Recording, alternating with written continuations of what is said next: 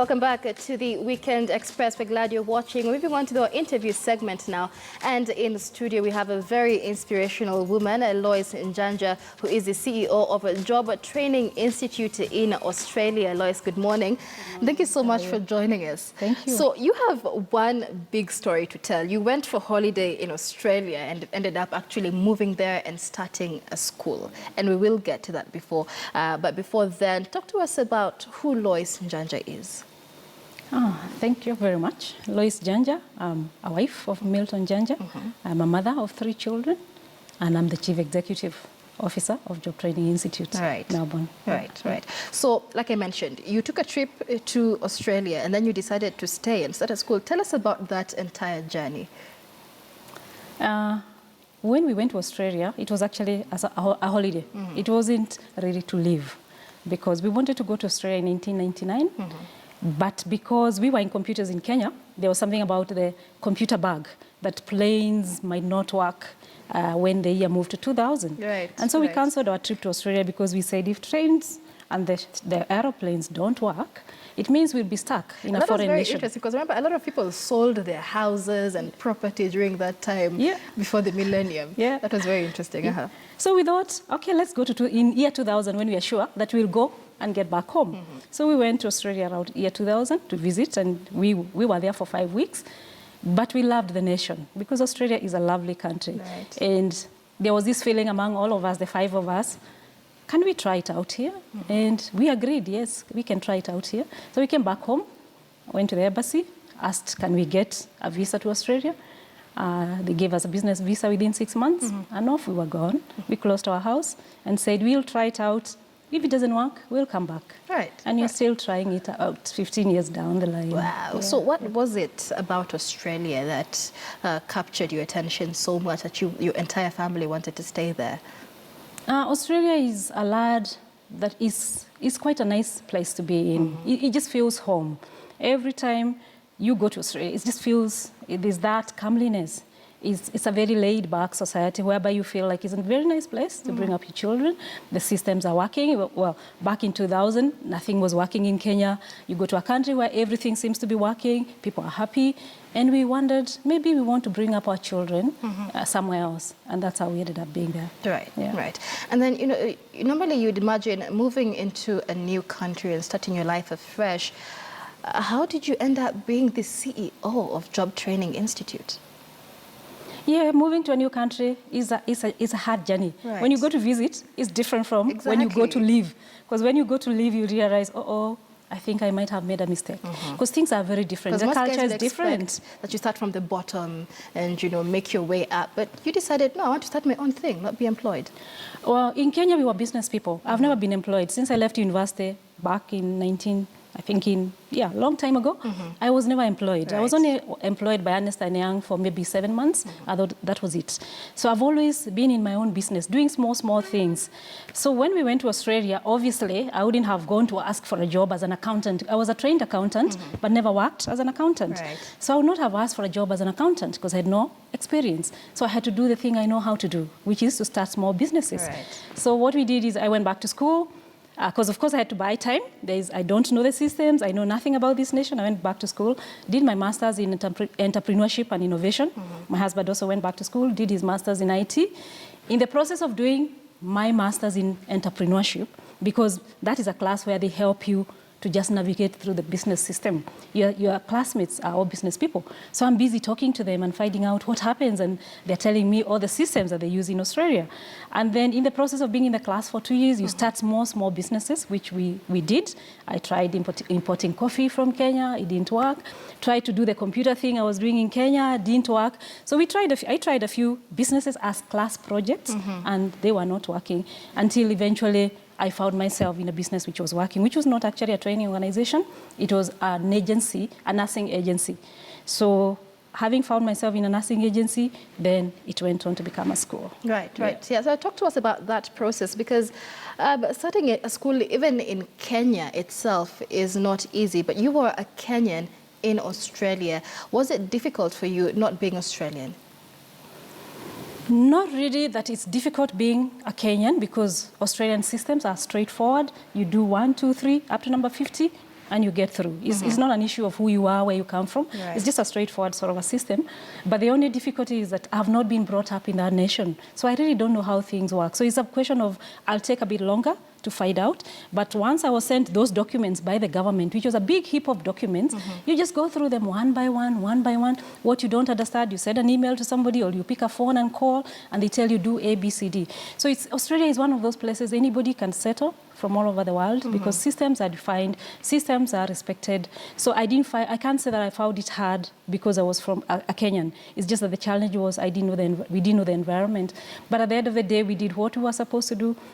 When we started our nursing agency, we started from our own house. So we used to get people, when the kids go to school, people come into the house and we do the training there. We set them out. We used to send them to hospitals and nursing homes. And we were in the house for 2 years. But eventually, I mean, our house became a bit too small, so we took them out of the house. So I had an office. Then the law of Australia changed, sometimes maybe 2006, 2007. As an agency, we were required to train those carers. I had about maybe 100 carers at that time. We were supposed to train them.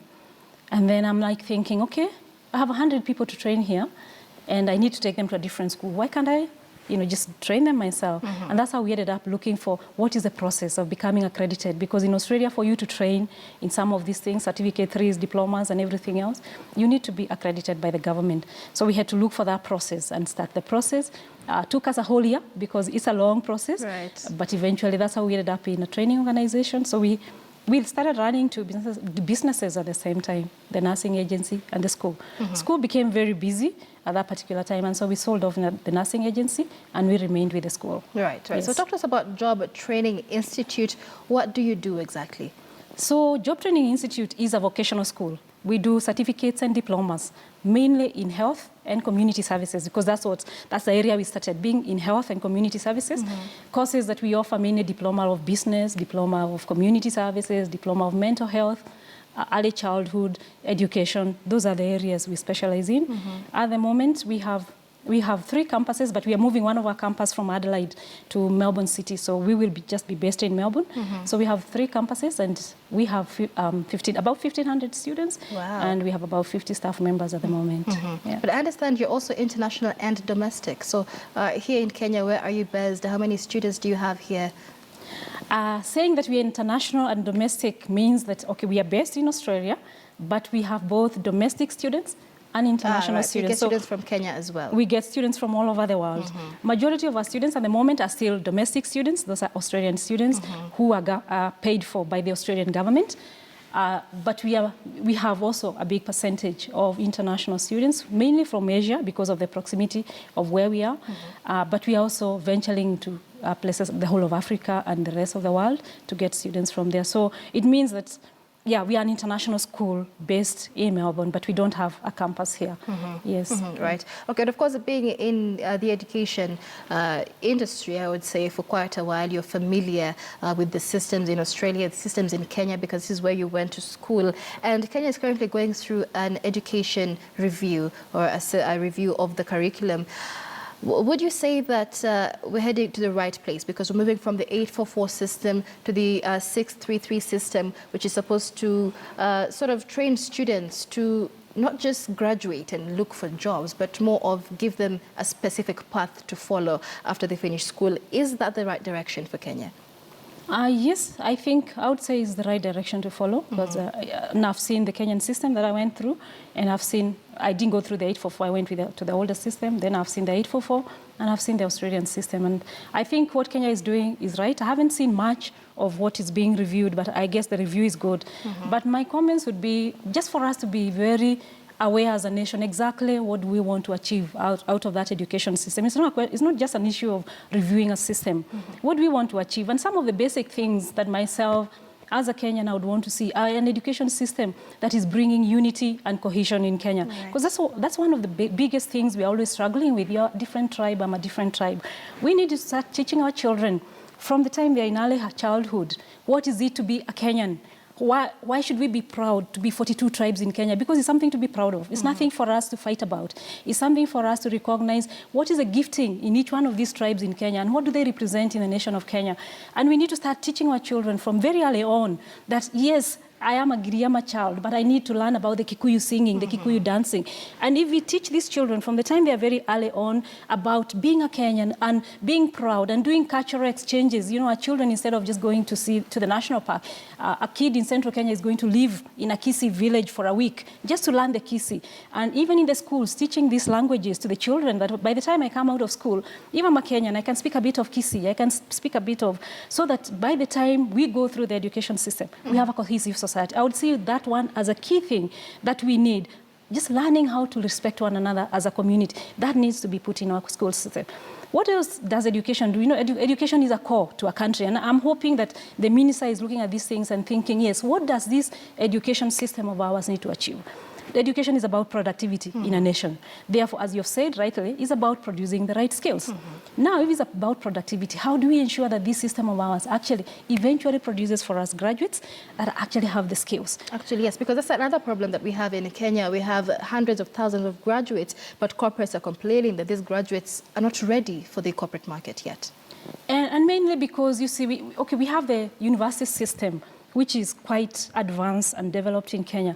But you see, as we know, universities don't produce people with skills. They produce people with knowledge, knowledge-based, people who think, not people who do things. Right. But now, we have the university system. But now, what about our polytechnic or our vocational sector, which is the one which is supposed to produce for us the skills? That is a 70% of the economy. 30% comes from the university. Now we are looking at the university as the main producer of skilled people. University is not meant to do that. It's meant to produce for us people who can think and come up with ideas. Right. And then the skills in the vocational sector do the actual work. Now, our vocational sector in Kenya, if you look at it today, is actually not developed. Because the vocational sector in Kenya today, you have colleges offering Australian education, some America, some Canada, some wherever. Now, if a vocational system has to offer an Australian qualification in Kenya, is the Australian environment the same as the Kenyan environment? A vocational school is supposed to have looked at the industry in Kenya and the curriculum developed to suit the needs of the Kenyans. So there's no way that you can come to produce an Australian vocational graduate in Kenya, because what industry are we looking at? Are we looking at Australian industry? And skills are for the country. So we need to make sure that our educational system, first and foremost, is very well defined. We need a Kenya qualifications framework, which starts from early childhood, goes to the primary school for the 6 years you're talking about, goes to the high school, and every child in Kenya should have a right to go up to high school. That is what I believe. Absolutely. When you have school dropouts coming from class 8, or now they'll come out from class 6, what are we supposed to do with a kid who is 12 years old who has dropped out of school? Yeah, there's really nothing to do with that. As a mother, what will I do with that child? 12 years old, who has been told by a system, you are a failure because you didn't get a certain mark. You start telling a kid they are a failure from 12 years old. Will they ever achieve anything? And those are a lot of kids. There are millions of kids we are losing at that particular level. Therefore, as we review the system, we first need to think, for how long do we put these children in school? So we take them from early childhood, take them to primary system, take them to high school, and at high school, kids have a choice now to choose. Do I go to vocational sector and then eventually maybe go to university? Do I go to university street, or is there a job for me? Which we know the job market at the moment there isn't much. So we need to make sure the vocational sector is fully developed. We stop calling them village polytechnics and looking down on them, or looking at them at Juakali sector, looking down at them and say this is the driver of our economy. Therefore, we need to, as I'm saying, this is number 2. Education is for productivity. Therefore, we need to see how is it going to be productive? How is it going to be a seamless education system that takes us all the way from early childhood to the university. And it has pathways for our children. Right. Yes. And you brought up several issues that I'd like us to discuss, but let me just take you back to the fact that our education system needs to unite Kenyans. Children need to be taught at a young age to respect each other's culture. I don't know if this was there during your time, but when I went to school, you wouldn't even dare speak, in Swahili or your mother tongue, because we had these monitors, either a sack with 2 arms cut out, or just a monitor because you spoke in your mother tongue, and you wouldn't dare try to learn somebody else's language.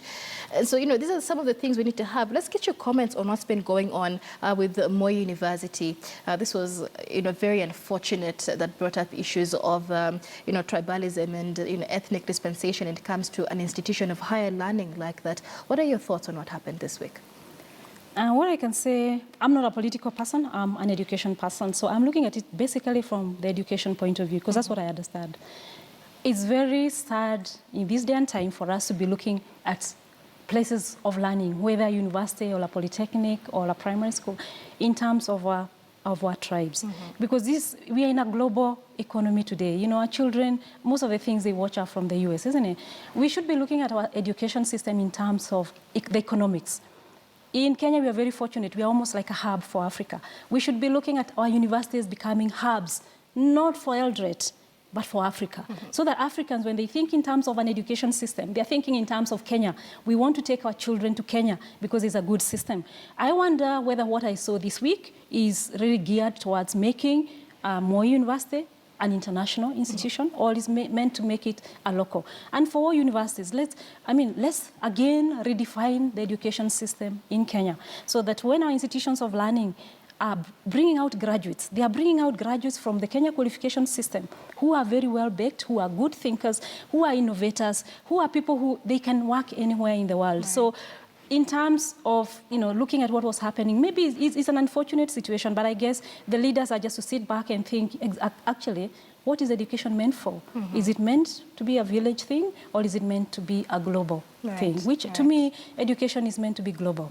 Yes. Absolutely. And then you talked about developing the vocational centers and training centers in the country. But you see, in Kenya, there's that idea that if you're an A student, then you're going to university. So you don't find most A students thinking, should I go to university or should I go to the polytechnic? It's just A students, university, and any other person termed as a failure, then you go to the polytechnic. So how do we redefine that to ensure that Kenyans, even our parents, understand that a polytechnic is not for failures?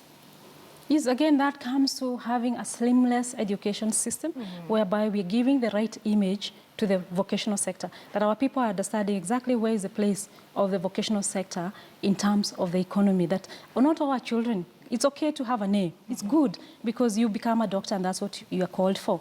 It's okay for a child to have a D because they are not meant to be the doctor. They are meant to be your hairdresser. Right. And who says a hairdresser is a lesser person than a doctor? Can you come to the studio without doing your hair? You need to go to the hairdresser. You need to go to the hairdresser every morning. So it's the image we have to change. Once we have a well-defined education system, we have to change the image. And we have also to make sure that we lift up these people in the vocation, the trades. Because really, if we are to achieve the 2030 vision, there's no way we'll achieve it only with the 30%. If we lose this 70% of the people, of our children, by telling them you are failures, you need to go and do hairdressing, you need to go. No, you're not a failure. You are gifted in that area. You are gifted as a plumber. You are gifted. But today, if you're looking for a plumber for your house or a carpenter, you will go around and not get one because they have not been trained. So we need, as we review our system, to also make sure we are actually changing the image or who goes to the polytechnics and who goes to the university. All these are people who are needed by the economy for it to develop. And once more, tell our children, none of you is a failure. The fact that you didn't get an A, you worked very hard, which I always tell my daughters, all I want from you is work hard. Right. Whatever you get, that's good enough. Mom, let's keep on going. Go to that polytechnic, and then eventually, if you want to go to the university, you will, but you might not have meant be to go to university. So wherever God leads you, whatever God has gifted you, that's the area you go. And so we need to change. We need to change as both the leaders and all of us as parents and start thinking in terms of what are our children good at. Not all of them can be doctors. Because there's a lot of pressure on, you must pass, you must have that A or that 100%. And there's that pressure. In the past few months, we've seen cases of students committing suicide because they failed in their final year exams. Talk to us about the education system in Australia, because in Kenya, it's more of a result-oriented. You're going to school to pass the exam, not to gain the knowledge. How does it work in Australia? Australia, there is what they call Australian Qualifications Framework, AQF, which starts again from early childhood and leads all the way to the PhD level. It's a seamless system. It doesn't have exams that are supposed to, like, the class 7 or class 8, where you drop a big chunk of students. All the children have a right to go until year 12, which, just to just throw out my thoughts out there, I believe we have the capacity to take all our children to Form 4 or to Year 12. Right. Because a lot of our schools are boarding schools, isn't it? So it means they have a lot of space. Now, when these kids go to boarding schools, they leave an empty bed in their mother's house. That empty bed is not used for 3 months, isn't it? So it's a resource that is actually idle out there. Right. If we convert all these schools, which are boarding schools, into day schools, they will fit in all our children who are coming in from high school. And then these kids, they'll be going back to their homes, to their mothers in the evening. So we don't have an idle resource. I know people will talk in terms of the quality of education will go low. No, the kids will get distracted if they're day scholars. Yes, but is it better for the kids to be distracted and then we lose millions of our kids after year 7? Which is better? Which is an evil sin? It's better our children, all of them go to. So I believe Kenya has the resources, if they want, to take all their children to year 12. So the system for Australia is that all the children normally go up to year 12. Then when you get to year 12, there's no failures. We don't have failures in the system. Right. Australia is a system that gives everybody a fair go. Some will get the grades to go to university and do whatever they want to do. That's okay. Others will get the grades to go to the vocational sector. Those who will go to vocational sector, maybe some of them wanted to go to university straight, but the system is so linked so that even after you do 1 or 2 years, for example, if you come to Job Training Institute, you wanted to go and do medicine, yeah? You didn't get the marks for medicine that the university wanted, though medicine normally is a second degree, but let's assume you wanted to do medicine, you didn't get the marks. Come to Job Training Institute, do your diploma of nursing. After 2 years, you will apply to the same school to do the medicine, and they will take you up because the system is linked. So it doesn't mean because this child who got a D here went to do a diploma of nursing cannot go to university. They can still go to university. So I guess that's a major difference between the Kenyan system and the Australian system. The Australian system gives a fair go to every child. Right. The next thing is just the skills that you find an Australian kid being given. Now, I took my daughter to Australia when she was 5 years old, the last one. And I remember from the day we landed in, and of course she went to early childhood, every Sunday we had to go looking for something for her to go and present on Monday. They used to have a show called Show and Tell. Right. So every Monday a child had to come. Even if we go to church, she has to carry the booklet with her so that she has to go and present it in front of her class. That's a 5-year-old kid. So all of them had to present. Yes, me, I'm Wangoi Janja. I went to church with my mother and she had to give a story about whatever she's carrying with her. Right. That is teaching children how to communicate from a very early stage.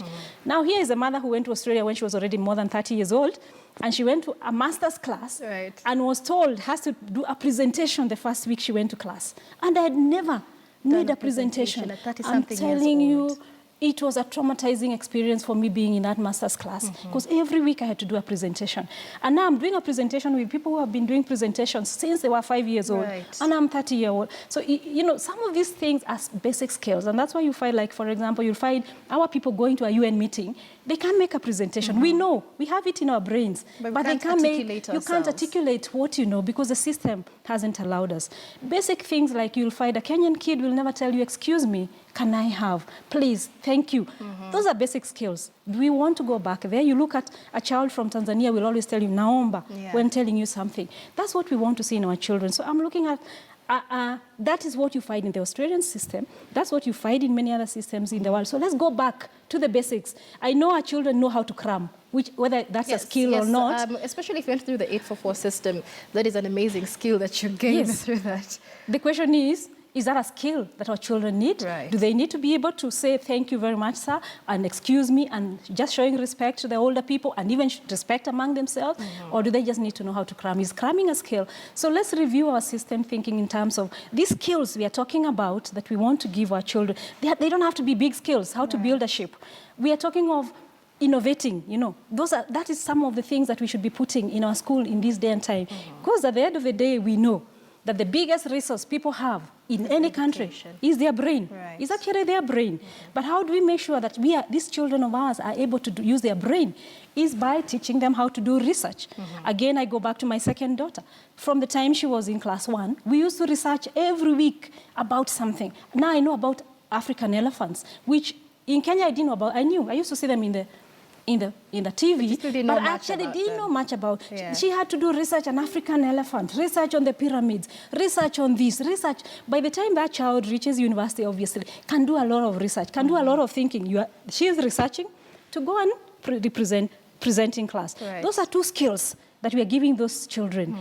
Skill to research, skill to be able to articulate and gather information, skill to go and do presentation. So we are not talking about big skills coming out of our system as we try to review it, but it's those basic things so that even when we are talking of having an innovation society, which is what we should be looking at today, because that's our resource. Right. That's what developed people like Japan. It's not the oil they had, it's because of their brain.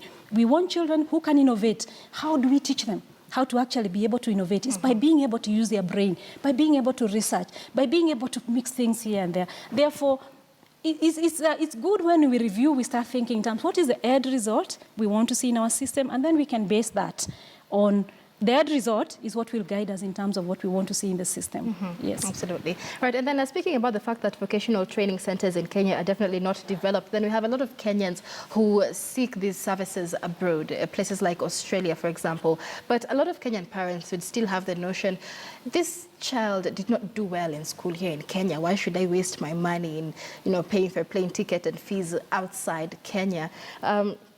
What would you say, in your view, especially being the CEO of the Job Training Institute, what would you say to such parents? As I've said, I'm a believer that no child fails. There's a reason why that child got a D, because maybe the environment, they were teenagers, they were not fully formed. So I don't think, as a parent, I can say that I will not take my child to study because it's a failure. In Australia, when you come to the vocation sector, we don't look at your D. We all just finish. What we look at is, okay, did you finish 12 years of school? Yes, you did very well, because those are our hard years of 12 years being in school. Drop out, so the fact that people can drop out. And the fact that you finished, my dear, let's celebrate the fact that you did finish. And then from there we say, okay, are you suited for nursing? Are you suited for business? Are you suited? Which one do you think you need? And when the child comes to our schools, we work with them. We don't take all of them at the same. We talk of specialized training, whereby you're looking at a child as an individual. They'll all come and sit in class, but at the end of the day, you'll sit back with the child and ask, okay, what are you struggling with? That's the system we have, which takes every child as an individual. So you'll find in Australian schools, there's a lot of support classes that go on, whether at the vocational sector or even in the primary sector, whereby it's a one-on-one on the child, because you need to understand how do you take them. So if you bring children to Australia, whether they got a D or they got, the question is we check what suits them, and they will be worked with. I have an example, I have my niece who got a D, I think a D or a D plus or something, and the mother was saying, no, she has failed, I don't know what to do with her, and I told her, I don't think she's failed, she has done well. So just give me the child, let me go with the child and see. And within 5 years, when she actually went to the vocational sector, she started getting a distinction. And I would tell the mother, she got a distinction, and you told me she has failed. I told you she didn't fail. Eventually, she did her vocational, she got her diplomas. Now she has gotten her degrees. The employer she went to work with from the day she landed in Australia is still the same employer she works with today, 7 years down there. You see, she was a good kid. She was a diligent worker. Otherwise, she wouldn't have been able to do it. So, in short, we don't have failures in Australia. We have all winners. Our children are winners. Even in Kenya, they are all winners. It's a question of me as a parent, you as a leader, making sure we encourage them. Absolutely, absolutely. Now, you're in the country for a reason, I understand. Talk to us about that. I am in the country, obviously, first and foremost, to see my family. But also, when I came here, I was coming from Malaysia. I came from Thailand. We were going around just doing recruitment in different countries. So we are telling students who want to do Diploma of Nursing and Diploma of Community Services, if you want to study in Australia, come and listen to us. We are at 680 Hotel today at 2 p.m. 680 Hotel today at 2 p.m. If you're interested, anything to do, even as a parent, if you just want to find out, is this for my child or is not, just come or give me a call on 0795 542 230. Right. I hope they got that. Maybe you could repeat that so somebody watching can get the number. Yeah, my number is 0795 542 230. You can give me a call or come just to 680 Hotel today at 2 p.m. and just ask as many questions as possible, because as a parent, I know I will not just send my child out there. I need to know, is the place safe? Will they be marked when they go on the street? Is there racism? You need to find out all those things. Right. Just one more thing. Let's just repeat that number so we can have it up on the screen a bit slower. 07 95 542 230. Okay. Or you come to 680 Hotel today at 2 p.m. and just find out about Australian education and how it works. Right. Now, like you mentioned, your parents won't just send the children, just ship them off to Australia. So what are some of the things that parents and students alike need to keep in mind when it comes to studying abroad? Yeah, some of the things is, for example, it's a different environment. As I said, culturally, it's very different. You go there and you're like, ooh, it's heaven and earth. It's a different environment. So the children must be prepared to know this is a different culture from what I've been brought up in. But by and large, because Australia respects international students, Australian government looks at international students, it's a big business for them. So they take care of international students. It's actually a second earner of income in Australia or number 3. One is either number 2 or number 3. So Australians, international students to Australians are treated well. So parents can be assured that if a child comes to Australia, first and foremost, they have to go to school. There's no question that a child can get lost. Like I hear they go to some destinations, they don't study. Australian system doesn't allow that, because if you give your child to Lois to go and study, Job Training Institute is the one which is answerable to the government for that child. If anything happens, Job Training Institute is answerable. So if that child doesn't come to school even for a day or 2, we have to find out what happened to that child, where is she, and look out for them. And if they actually don't study, we will bring them back to you, because they will not be able to stay in Australia without studying. So that's an assurance that parents can get, that actually when their children go to Australia, they will study. And we always encourage the parents that whether you have money or not to pay for your children in Australia, encourage them to work. Because in Australia, all children after year 12, they work. Even if they're in vocational university, my children are at the university, they go to work the days when they are not in class. Not so much because of anything else, because they stay with me, they live with me, but I don't want them to just go partying out over the weekend. I need them to be busy. When you are not in school, you go and work. So it's good for the parents to encourage their children to actually go and work. So what kind of jobs is this they do? Because in Kenya, it's more of, if you haven't finished university, you can't get a job. And there you're in university and you still have a job. What kind of jobs are these that they can do? There's a lot of jobs for people from year 12 who are at the university. They actually meant just for those people. You find they'll work in retail, like in supermarkets. They're the ones who will be, because they're shifts. Students need a shift sort of a job. Either a shift in a nursing home, a shift in a disability center, a shift in a McDonald's, those type of jobs that they need, because you see their system is based on the fact that I'm in class certain days. So I need to be able to pick my shifts during the week. So you find a lot of students, like for example, when they come to Job Training Institute, we actually, the first 6 months, we train them on a course that can give them a job in the 7th month. So that these children, after 6 months, at least they can go out and look for a job in the areas that we know that's what suits students. Something that you can get a job over the weekend or in the night when you have a class maybe up to 3 o'clock, then you can go for a night shift. So there's a lot of that, and mainly because Australia is what you call an aging society, which is like most of the Western nations. So an aging society means that then they need the workforce. And so when you go to Australia as an international student, the government is not looking at you as just as a student, they are looking at you as a workforce. So it's a double, edged sword. You will work for the nation as you go through your studies, and then when you finish your studies, you decide what to do. And of course, the bigger concern even among parents is cost, because when you're thinking of taking your child to Australia, then you understand that it may be a bit higher than what you're required to pay in Kenya. So for Job Training Institute, for example, how what's the cost we're talking about? The cost is when you compare the cost of education in Kenya and the cost of education in Australia, obviously it's slightly higher in Australia simply because of the quality we are talking about. So you'll find it's slightly higher, but it's not way out there. And bearing in fact that these children are able to work, so meaning they are able to at least meet their basic expenses as they work. So for many of them, the first 1 year we find parents really have to make sure that the children are stable. But once the children stabilize in the country, it becomes an easier burden because they're able to do some work and help themselves as the parents continue to pay their school fees. And then, of course, just mentioning that these jobs they have and can do well there in school, there's a lot of concern of, Kenyan students going out and getting all this great education, but they don't come back to Kenya. They decide, no, I want to stay in Australia. Would you encourage, say, domestic students to do that, or would you encourage them to get skills and come back to Kenya? I think I look at it in 2 terms, because I've been asked here once again. I was asked, I think, a few weeks ago, then what is the benefit to Kenya when these children go out there? They go and don't come back. I think we have to change the way we think in terms of us being out there, as global citizens, as representing Kenya out there. Because when Lois is out there in Australia, she represents Australia. Every time I'm asked, where are you from? I am from Kenya. So I represent Kenya wherever I go. Now, we have to look at it a bit differently in that when you look at the income of Kenya, I think I've been following Kenyan news very well. Diaspora is number 2 in terms of remittances to this country. Where does that diaspora come from? It's children we sent out there. So these children are an export product. We are exporting. It's the same way you export meshiri, the same way you're exporting your brains out there. Right. And the fact that we are out there, I come to Kenya like twice a year, so I can contribute to Kenya any way I want, any way that I contribute a lot. I am always I'm growing tomatoes in Kirinyaga at the moment, because I am there, but I am a global person. So let's look at it. First and foremost is that our children, we are not really what we call a brain drain, which most of us want to look at. We are exporting our children to go there, to get their education. It's good education that we are sure, obviously, it will come back here.